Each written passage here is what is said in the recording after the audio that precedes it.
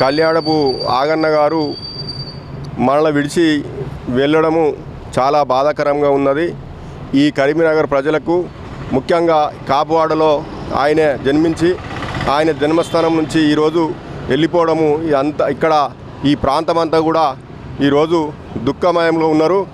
కాబట్టి అందరూ కూడా వారి కుటుంబానికి వారి కుటుంబం కూడా ఆ భగవంతుడు వారు కూడా ఆత్మ శాంతించి వారి కుటుంబానికి అందరూ కూడా ప్రజలు మా తరపున కూడా అండగా ఉంటామని, అదేవిధంగా తెలుగుదేశం పార్టీ ఎన్టీ రామారావు గారి అభిమానుడు, అప్పుడు ఎన్టీ రామారావు అభిమాన సంఘాలు ఉండే, అప్పటి నుండి కూడా 1982లో తెలుగుదేశం పార్టీ పెట్టిన ఎన్టీ రామారావు గారు అప్పుడు పార్టీలో జాయిన్ అయ్యి 300 మందికి ఏంటంటే స్పెషల్ కార్డ్స్ ఇవ్వడం జరిగింది.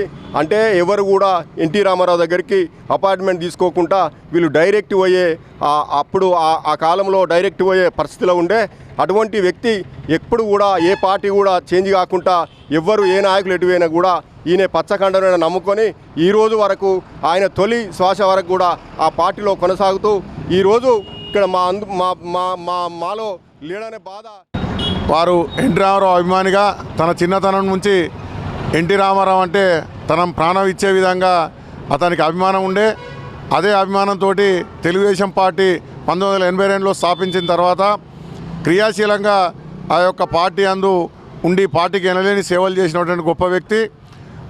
ఎంతోమంది ఎన్ని పార్టీలు మారినా కూడా ఎన్టీ రామారావు వీరి అభిమానంతో ఆయన పార్టీ మారకుండా అదే పచ్చ కండువా ఎప్పుడు కండువా భుజాన వేసుకొని మోసినటువంటి గొప్ప వ్యక్తి.